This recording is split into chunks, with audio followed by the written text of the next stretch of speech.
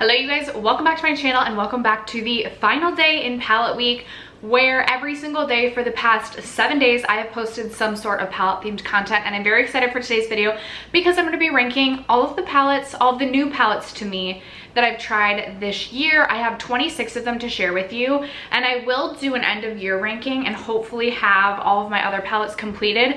But in order for the palettes to be eligible for this ranking, I have to have had used every single shade in the palette at least one time, so essentially no pan left behind the palette. It is midday, so I'm sorry my sun is coming through and I feel like my lighting is going to be off, but we're just gonna roll with it. So if you're interested in how I would rank the palettes that I've tried so far this year, stay tuned. First, if you have yet to subscribe to my channel and you like project panning content, palette themed content, or just chit-chatting about makeup, I'd love if you'd consider subscribing before moving on. And other than that, let's jump into the video.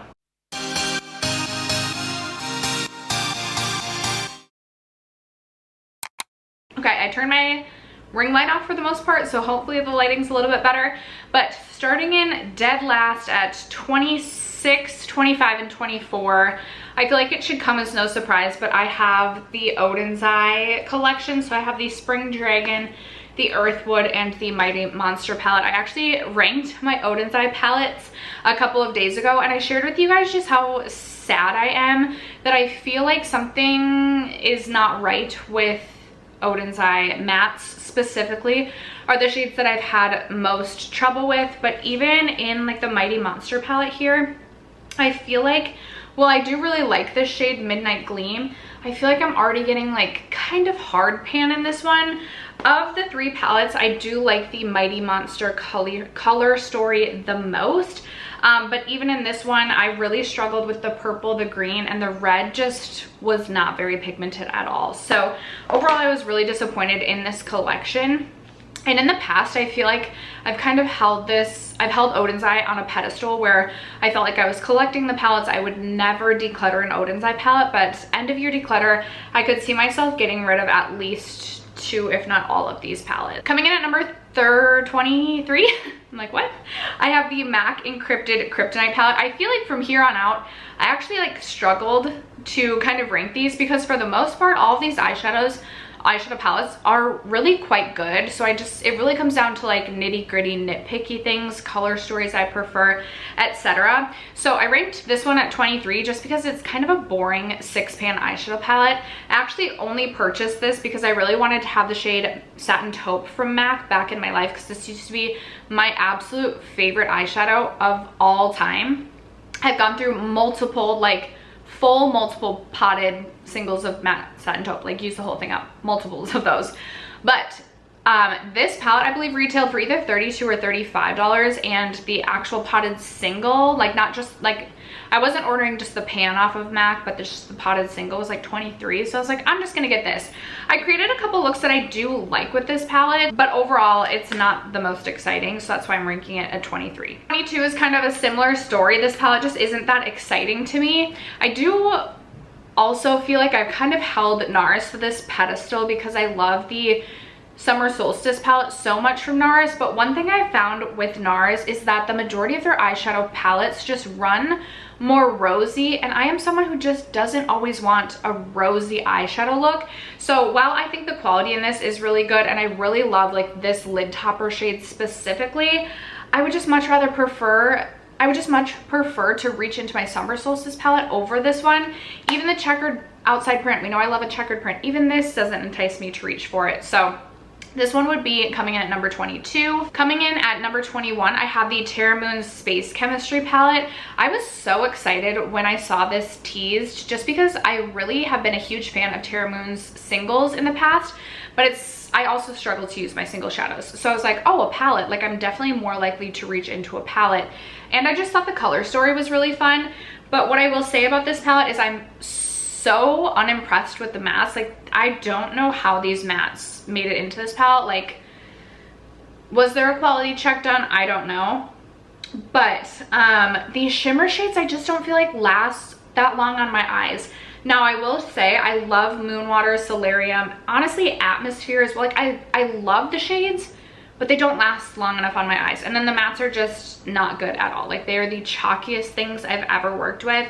They literally dust away into nothing. Like, why did we not just put 2 more special shades and just call it a day and no mattes? Like, I honestly would have preferred that. I do still like reaching into this, specifically like these 2 shades for like lid toppers from time to time. But overall, I just found that this palette was so disappointing, especially considering like how much it was, like how expensive it was. So this would be my number 21. Coming in at number 20, this is strictly a color story thing. Has nothing to do with the quality, because the quality in this palette is superb. This is the Bella Beauté Bar Dead Roses palette. I really wanted this palette because everything about the like anti-Valentine's Day theming around this I just loved. I also love Bella Beauté Bar in general, so I definitely wanted to pick this up. I will say the color story is just I don't reach for pinks all that frequently, and for me the multi-chromes in this one are like those deeper multi-chromes that I just don't feel like translate onto my eyes personally. Still, I think that these shades in here are beautiful. The mattes perform really, really nicely. I don't have any issues with this palette other than it's just not an everyday reach in terms of color story for me. So this one is my number 20.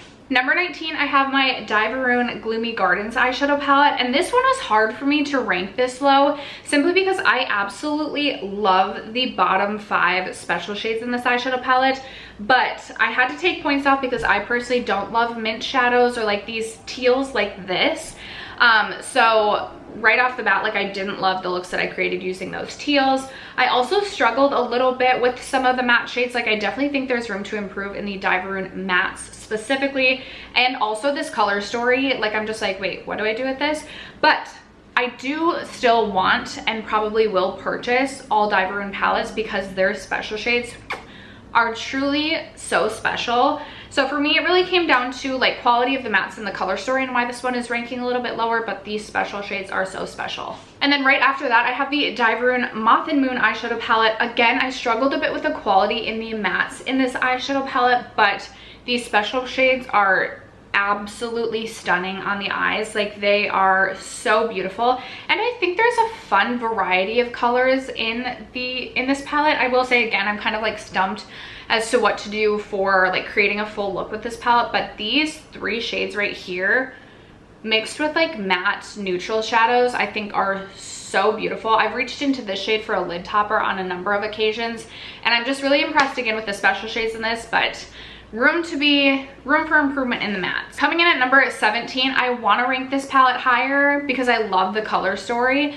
but I did struggle with the quality in the metallic special shades, and not quality, but they didn't last on the eyes. I remember I wore a look that I absolutely loved using this shade right here, Enchantress, which is this really, really beautiful pink, but halfway through the day, it was just wearing away on my eyes, maybe around like the 6-hour mark, and I was like, I don't love that for this palette.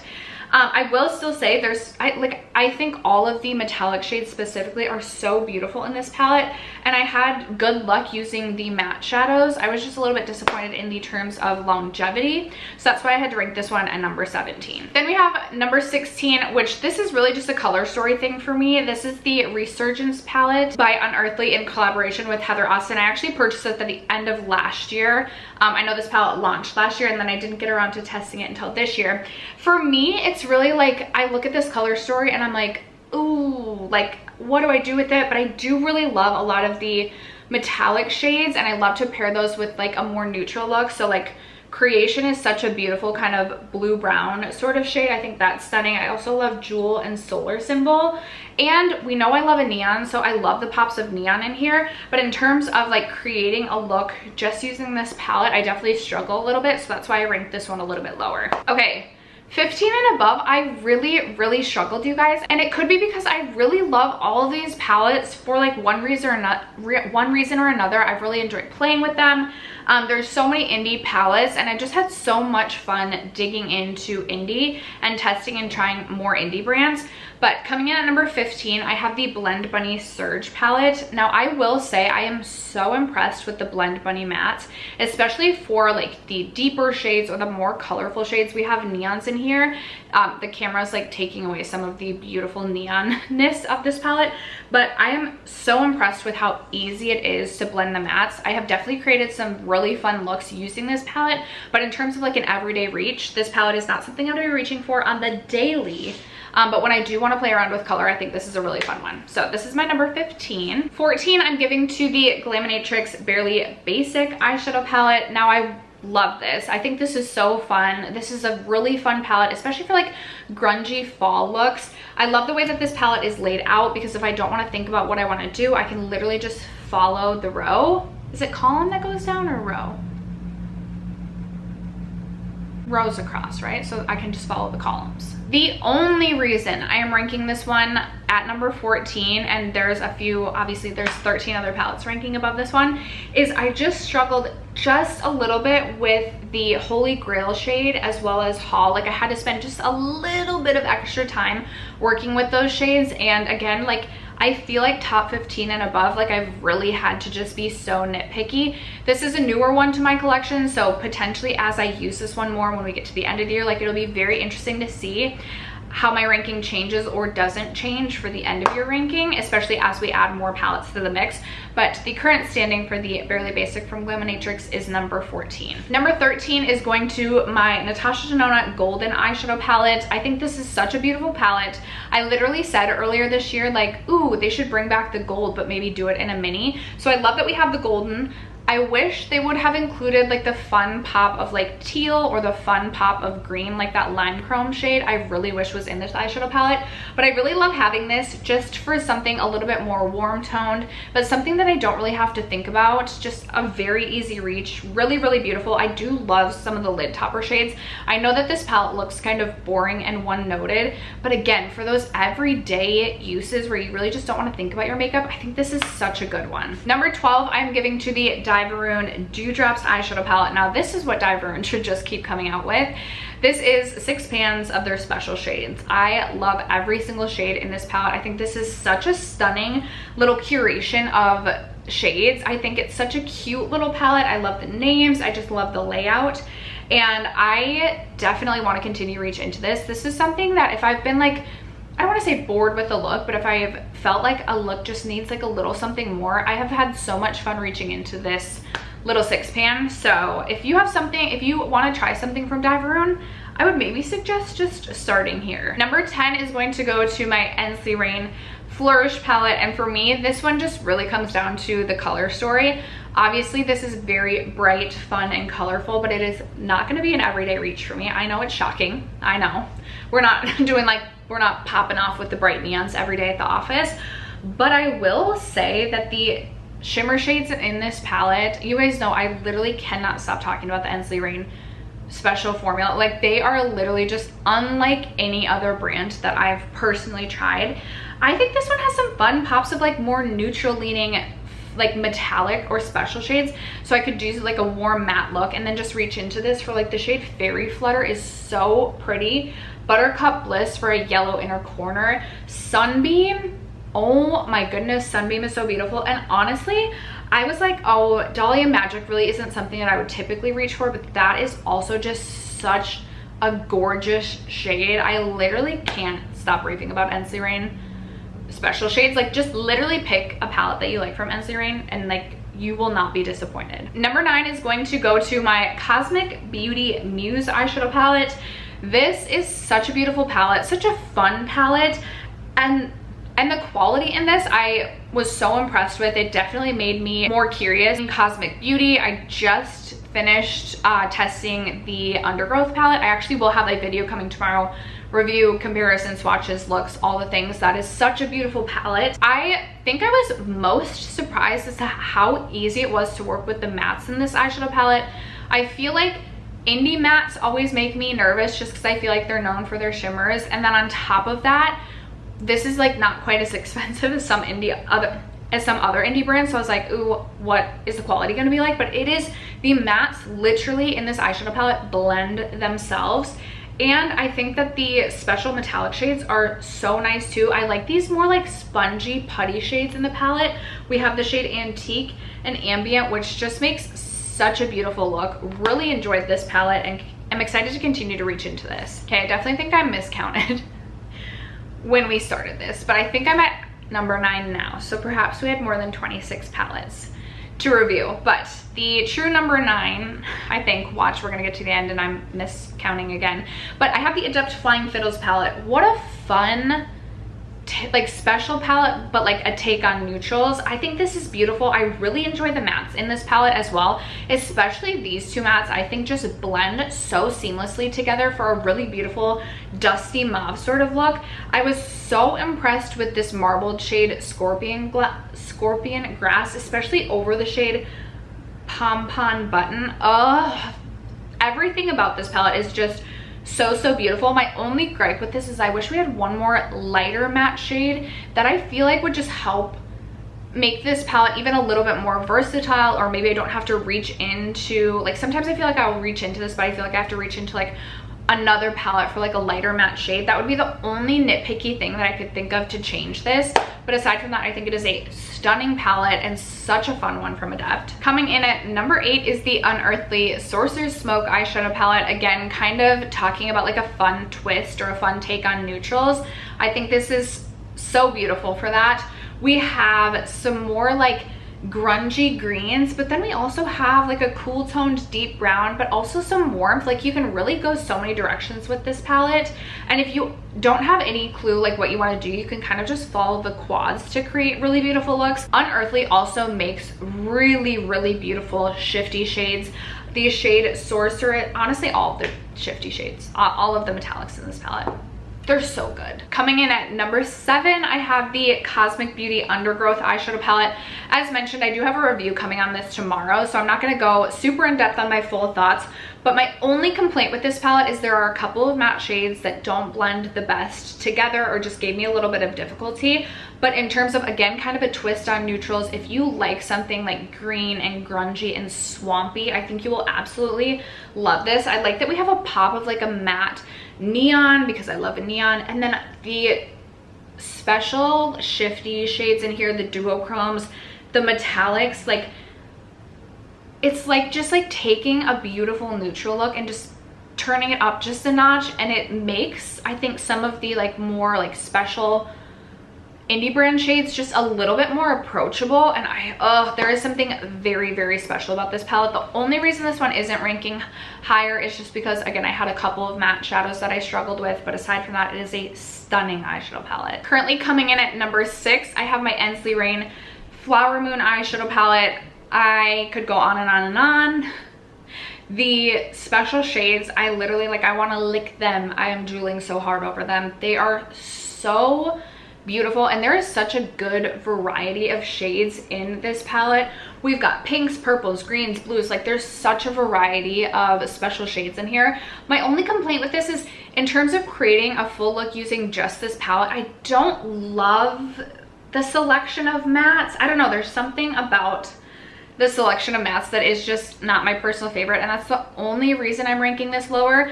Although I will say I feel like this is one of like the top recommendations I would have for an Ensley Rain palette. I feel like you're getting a lot of shadows, and if you want like to try their special shades, I just feel like this is such a good variety of shades, as well as it's not like as deep as like the Harvest Moon. I feel like goes really deep. I just feel like these are more approachable when I think of the different Ensley Rain palettes that there are to choose from. So even though this is ranking number 6, this would be one of my top recommendations if you're looking to try Ensley Rain for the first time. Number 5 is going to go to the the Natasha Denona I Need a Warm eyeshadow palette. I think it's too soon to say, like, I know I haven't had this for that long.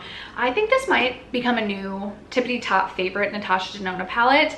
I feel like in my mind, I think I only love cool tones, but then I'll create warm tone looks, and I'm like, actually, I think I prefer warm tones. I know I have blues on today. I'm talking like when I'm going for like a neutral look, like a brown look, typically I actually like warms on me more than cools, even though in my mind it's flipped. What I love the most about this is we do have warm toned mattes, but there is also a selection that leans more cool on this side of the palette. So even though it's I Need a Warm, there's definitely some cooler shades to this, and I feel like amongst the metallic and shimmers in this palette, there's more variety than we're typically getting with the Natasha Denona. Although I will say, I just pulled out the Yucca today and I was like, oh, I forgot that there is like quite a variety. But I think there's just so many fun options if you want like a more approachable, like matte sparkly shadow. Like this is definitely something, no matter what look I created with this, I would feel comfortable wearing to work. So I'm very pleased with this one. Number 4 is going to go to my Ensley Rain Groovy Garden eyeshadow palette. I will be curious to see if when I use this more this fall, because this is like a grungy fall dream, will this like go up in the ranking? My only thing with this is just that I wish there was more special shades, but that's just me being a little greedy, because I also wouldn't really want to trade out any of the matte shades. Like I think this is such a fun color story. I love like a groovy 70s vibe. I love like a mushroom situation, so I also love the packaging. I think that this is absolutely beautiful.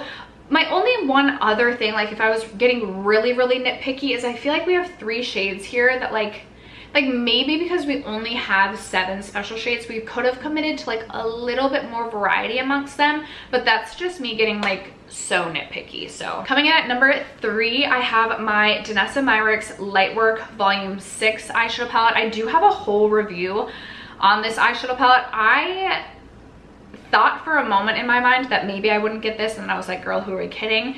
And I would have been so sad had I not picked this eyeshadow palette up. I think this is her most fun palette to date, and certainly the most unique in terms of packaging. If you don't know, you can, this whole palette is magnetized, so you can mix and match, and then you can pop out the 6-pan shadows. You can stack them on one another. Like, you can do so much with this packaging. I think it's so innovative and unique, and I think it's such a good variety again of colors. I always say if you are wanting to dabble in like indie brand level eyeshadow shades, special shades, duochromes, multi-chromes, things like that, I think Danessa Myricks is a really safe place to start, except for in terms of your pocketbook. Although I will say most indie brand eyeshadows are also very expensive. But with Danessa Myricks, you know, it's available at Sephora, so it just feels like a safer route. Like, you know, your shipping is going to come hopefully relatively quickly. If something happens, like if it breaks, even though this was packaged so well, you can replace it, you can return it, things like that, at least in the United States. So I always would say if you're looking to dabble, I know it's very expensive, but Danessa Myricks would be a great place to start to see if you even like these really punchy, shifty, metallic level shades, really sparkly shades. That would be a recommendation. Okay, coming in at number 2, this could be because I just recently used this. I also have a review up on the Bella Beauté Bar Poison Garden eyeshadow palette. It could be that. So we'll see where it falls at the end of your ranking. I have so many other palettes still to test. Like, and I love so many of these palettes. I'm like, oh, some of these might even fall like into the 20s, and that just like, I feel so bad about that. But anyway, the Bella Beauté Bar Poison Garden eyeshadow palette. First of all, let me just say, Bella Beauté Bar and Ensley Rain, like those two rival one another in terms of like which brand has the better like special shade. Honestly, I don't know. They're both probably equal. It's so hard to pick. I love both formulas so much. There's something about the color story of this that just has my heart. It's so grungy, but again, we're getting such a variety of different routes we could take this. We have mustards and oranges and purples and pinks and blues and greens and grays. Like, there is so much you can do with this eyeshadow palette. And the shifty shades, again, the shade Poison Ivy I think might be like one of my all-time favorite shades. I love a cobalt blue, so like there's so much about this eyeshadow palette that I just absolutely love. The packaging, beautiful. So this is my current number 2, which leaves my number 1 still. I think this ranked number 1 in my like mid-year ranking. It is the Ensley Rain Flower Moon eyeshadow palette. I will say it was very difficult to decide between this and the Poison Garden. Ultimately, I landed on this one. There's a fly flying around, so if you see it, sorry. Anyway, this one I've had for longer, and this one I feel like in terms of like yes, doing something very punchy, sparkly, metallic. I'm thinking of like going out. I'm thinking of like New Year's. There's a lot of variety here for that. But then you can also really tone this down to be just so work appropriate. You can do one matte shade, one shimmer shade, and it looks so special in the eyes. Oh, this palette really does have my heart. I love the color story. I love the kind of muted shades. Like, oh, there's just something so special about the Ensley Rain Cold Moon. So this one still reigns true at number 1. We will see where we end at the end of the year. But after that, that is going to wrap up and conclude palette week, wrap up and conclude today's video. I do have a couple more palette themed videos that will still sprinkle in, and we know I love to just always talk about palettes. So if there's any other palette themed content you want to see from me, let me know in the comments below. I love getting your ideas for fun videos to film. But thank you guys so much for sticking around to watch today's video and for supporting me and my channel, for supporting Palette Week. I appreciate it and I love you guys so much. I will catch you in tomorrow's video. Bye.